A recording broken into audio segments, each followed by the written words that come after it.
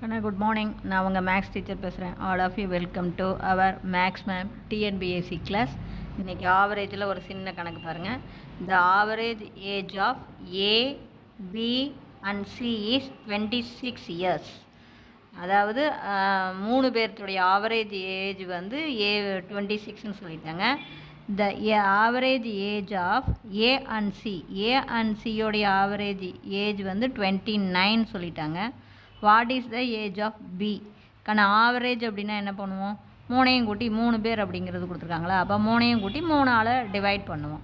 Suppose 4 பேர் கொடுத்துருந்தாங்கன்னா 4ஐயும் கூட்டி 4ஆல் டிவைட் பண்ணுவோம். எத்தனை நம்பர் கொடுத்துருக்காங்களோ அந்த நம்பர் எல்லாம் கூட்டி எத்தனை நம்பர் இருக்கோ அதால் டிவைட் பண்ணுவோம். அவ்வளோதான் ஆவரேஜ். இப்போ 3 பேர் சொல்லியிருக்காங்களா, அப்போ 3ஐயும் கூட்டி 3ஆல் டிவைட் பண்ணுறது தான் ஆவரேஜ்.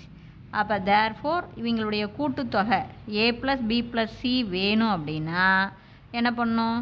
26 × 3. அதுதான் 3ஐயும் கூட்டி. இதோ பேர் 3ஐயும் கூட்டி 3ஆல் வகுக்கும்போது 26. அப்போ 3ஆல் வகுக்கிற 3 இந்தாண்டு போச்சுன்னா பெருக்கல். புரியுதுங்களா? ஆவரேஜ் அப்படின்னா என்ன? Sum of the number divided by எண்ணிக்கை, எத்தனை நம்பர் இருக்கோ அது. அவ்வளோதான். புரியுதுங்களா? அப்போ 26 × 3 78. அதே average of A and C அப்படின்னா 2ஐயும் கூட்டி 2ஆல் வகுக்கிறது.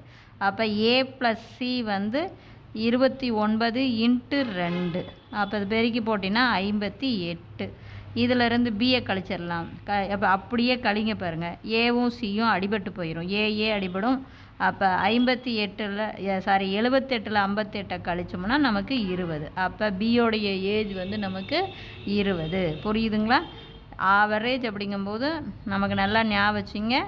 எத்தனை நம்பர் கொடுத்துருக்காங்களோ அதெல்லாம் கூட்டி எத்தனை இருக்கோ அதால் டிவைட் பண்ணணும். நம்பர் ஆஃப் புரியுது total plus number of element. அவ்வளவுதான்.